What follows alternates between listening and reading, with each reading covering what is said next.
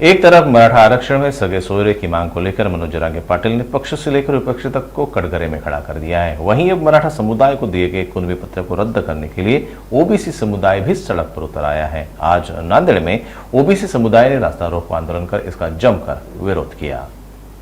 सरकार की ओर से मराठा समुदाय को जारी किए गए कुनबी पत्र को रद्द करने की मांग को लेकर कवाना के दत्तात्रेय अनंतवार पिछले 6 दिनों से अनशन पर है, लेकिन सरकार द्वारा उनकी भूख हड़ताल पर ध्यान नहीं देने पर ओबीसी समुदाय आक्रामक हो गया। ओबीसी समुदाय की ओर से आज नागपुर तुलजापुर राष्ट्रीय राजमार्ग पर सड़क रोको विरोध प्रदर्शन किया गया। इस आंदोलन में बड़ी संख्या में ओबीसी समुदाय सड़क पर उतर आया। आंदोलनकारियों की मांग है कि सरकार जल्द से जल्द इस आंदोलन पर ध्यान दे।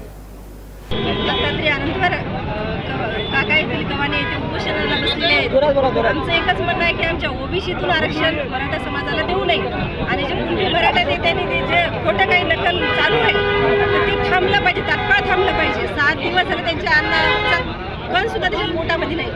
आमचा संयम तोडण्याचा विचार करू नये। आम्ही ओबीसी बांधव एवढे संयमी आहोत, आम्हाला रस्त्यावर उतरायची नाही। आज आम्हाला इथं येण्याची गरज आली, आम्हाला कुठलंही त्यांना आरक्षण भेटावा नाही भेटावं, आम्हाला कुठली काही आमची काही अपेक्षा नाही, त्यांना भेटावं, आता आमच्यातून देऊ नये।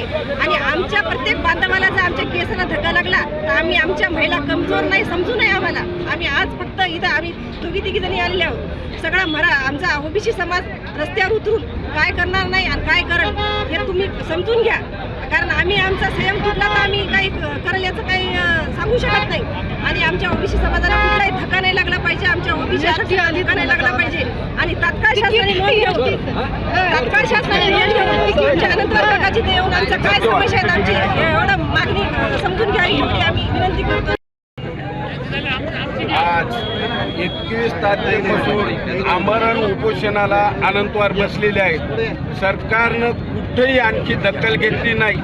जर सरकार आमची ओबीसी समाजाची दखल घेत नसेल तर ह्या तर रास्ता रोको केला, याच्यानंतर असं भव्य आणि दिव्य करू, सरकारला आम्ही इथं आणण्याचा प्रयत्न करू। तर मुख्यमंत्र्याव उपमुख्यमंत्र्याव आमच्या या उपोषणाला भेट द्यायला तयार नाही, आमच्या गरीब समाजाची हे काही काळजी करायला तयार नाही।